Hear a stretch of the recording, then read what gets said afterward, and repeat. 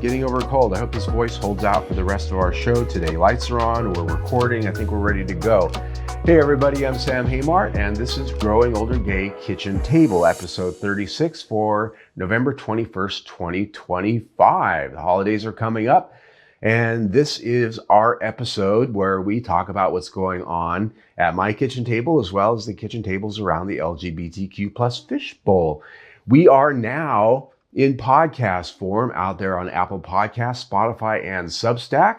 And we'll probably be spreading that out to a couple more platforms pretty soon. So wherever you find your podcast, you can now listen to this show in your car, at work, at the gym, wherever you listen to your podcast, in addition to YouTube, where we've been since the start. So we always start our episode out right here with our daily meme, which is the meme that happens to land on this day on our social media, which can be found on Facebook, Instagram, Threads, and Blue Sky. We don't do the X because. And the daily meme is basically some inspiration about some positive things. I try to bring positivity out there in our negative world that we have online. And today's meme simply states this: let me set aside time today to quietly gather my gratitude. Basically, the idea of this is to sort of take inventory of what you have to be thankful for. And it's this month, right? It's November. And as somebody who's in the recovery community, and I go to meetings all the time, November is always the month that we get browbeaten with the topic of gratitude. You go to a meeting, another one, and another one. It's, oh, today's topic is gratitude. And you just, by the end of the month, you're like, F this shit. I don't want any more gratitude. And I'm being facetious. It's not really the attitude, but it is a healthy spiritual thing from time to time to sit down and count our blessings and look at the things that we are grateful for and what we have to be thankful for.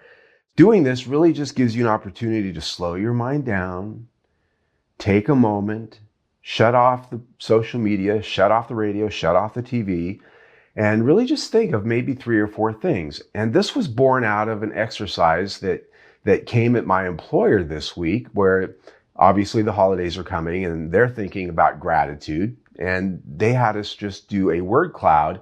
It was an online thing, and just come up with 3 words, not sentences, not thoughts, but just 3 words that illustrate what you're most grateful for in your life. And mine were love, purpose, and health. I chose those 3 because those are the most important things to me in my life right now. Yeah, I want to succeed. Yeah, I want to have fun. Yeah, I want a nice place to live. I want a nice car. All of that. I want nice clothes. Love is very important to me. I have a lot of people around me that I love and that love me back, and that really makes the quality of life amazing. And when I say love, I don't necessarily mean just romantic love. So if you're single and you don't have a romantic interest, doesn't mean you can't participate in love. I have a community of people around me, friends. I have people I work with, people that I see at my gatherings that I go to, that I have made a point in my life to create a circle of people around me that I love, and that most of them love me back. And they don't all love me back, but some of them do. And so there's just a sense of that almost wherever I go in my community. And that really raises the bar for quality of life. I'm very thankful for that. The next thing is purpose for me. I'm one of these people that I feel like I have to have a reason for living. I have to have a reason. I have to have a purpose to fulfill. I can't just be somebody who has no value to give to the world. It's just part of my ism. And so I've been given a lot of purpose. I have things that I do that serve my community. I have things that I do that serve my partner. I have things that I do that I'm accountable for to serve friends of mine out there. And not only does it add value to their lives to have somebody in that position to do things for them or the community, but it gives me value knowing that I am contributing somehow to the world around me. That's purpose. I have a purpose in my day job. It might be, one might say, oh, I'm working for the man. And so your purpose is working for the man and fulfilling a corporate slot. But there is an altruistic sense to it. I am performing a duty that does help people out there in the world. I work in the healthcare industry. So what I'm doing in one small part does fulfill a purpose. And if I do a better job instead of a not so good job, it can have an impact on someone's experience. So that is purpose. So I'm grateful to have purpose. It makes me feel good to have a reason to exist. What am I doing? Why am I doing it? And health. Health is very important, especially as we get older.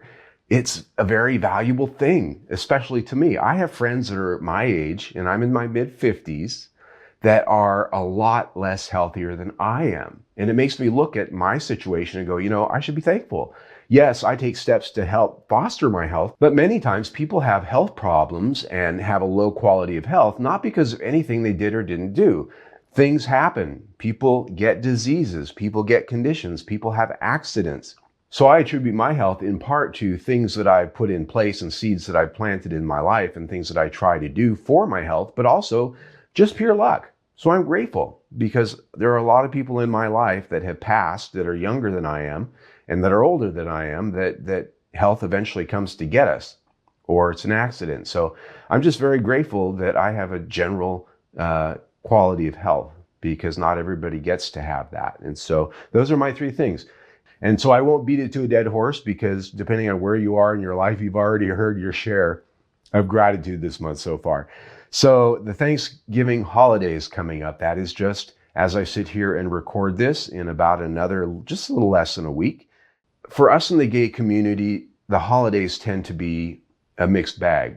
Not for everybody, but for many of us, whether you're going to be scheduling time to spend with your blood family or your chosen family, or maybe you don't have anywhere to go or anything to do. One of the best things that I have found to do on a holiday is to be a little bit of a navigator of your own ship. Find someplace to go where there are people that you love, wherever that is, be it just friends of yours. If you have family that you love and you can tolerate them, go spend time with them. Whatever that is for you, wherever your happy space is with people, try to find that. And if you don't have a go-to, if you don't have a plan, if you don't have an automatic somewhere to go and something to do, maybe try to invite someone in.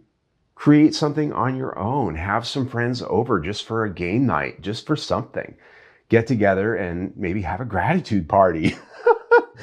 Write down your gratitude and share that with each other. That sounds corny as hell, but that can be quite valuable and quite fun. It could be something different. Put down the phones, let's turn off the TV, let's have a gratitude party. Yeah, you'll get popular that way. The most important thing to do really though is try to seek out an emotional safe space, because if your family is not an emotional safe space, meaning maybe they're MAGA, maybe they're religious, maybe there's people there that you grind with, and you'd rather not be there. Maybe it's not safe for you. Maybe you're somebody who's in recovery who everybody in your family drinks. You don't have to put yourself in that place. You don't have to throw yourself in front of that train.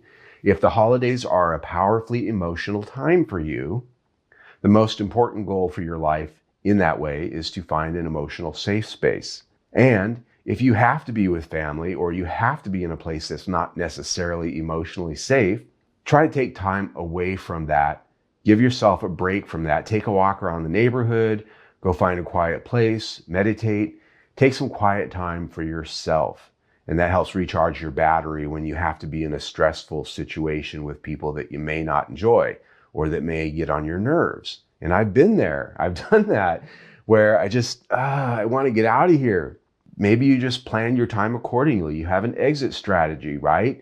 Especially with family. Sometimes we just have to go and maybe say you're only going to be there for 2 or 3 hours and then you have somewhere to go. You have something to do. Maybe if you have a group to go meet with, something, whatever it is. And obviously, because I'm a person in recovery that spent many holidays trashed, it can be overdone, especially in the holidays. So even if you're a normal person that can drink or, recreationally use some drugs without going over, the holidays tend to be that one time when, all bets are off.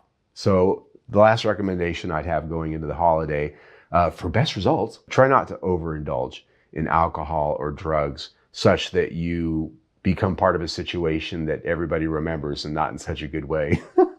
That's my thing, because I've done that so many times in the past where I was a part of that family situation and it was a direct result of me being, I said some things or I did some things that were either embarrassing or maybe I spoke my mind in ways I shouldn't have, that kind of stuff. And it was because I drank too much and blah. Yeah. Yeah, the holidays. And this is just the first of the two big ones coming up. So there's that. Just some thoughts about Thanksgiving. And I didn't even really get into what you should or shouldn't eat because I don't care. All right. And that gets me to what I'm doing for Thanksgiving. I am moving next week, and we are moving from one apartment to another, a larger one with more space. Because of that, there's not going to be an episode next week of our kitchen table. Starting on Thanksgiving weekend, it's going to be a 4 or 5 day move, not time to record anything. My head isn't going to be in it, and we're going to have a week off. And the good news about that is that when we come back, we're going to have a brand new studio. The kitchen table, as it were, is going to look a little bit different, and it's just going to be a new space. I can't even tell you what it's going to look like. I kind of have an idea, but how it's all going to shake out when all of the stuff gets put together and put in. What I can tell you is that we're going to have a better acoustical space. We're going to have a dedicated space that I don't have to set up and tear down like my current studio spaces I have right now. Everything is shared with something else. And if you're in the business of creating content, it's wonderful to just have everything set up. You walk away and you leave it. And then if you get a brainstorm and you want to sit in front of the camera or get in front of the microphone and let something out, put something out. It's nice to be able to just go do it right now than think, oh gosh, I've got an hour getting the lights together and I have to move things out of the way. Like as I sit here right now looking at the camera, this space that you can see on screen if you're watching us on YouTube is the only thing that remains unfettered in my household. Looking beyond the camera right now, all I see is boxes and things that are unassembled and stacked up ready to go. It's a mess, and I'm not going to show it to you.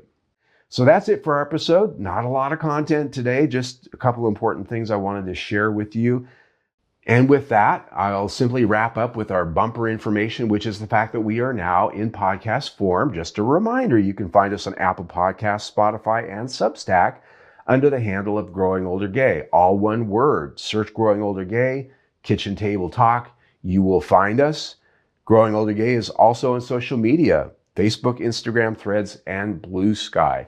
And we will spam all of our content onto those. So if you just follow us on one of those social media, you will get a notification of when our new podcast and YouTube episodes come up.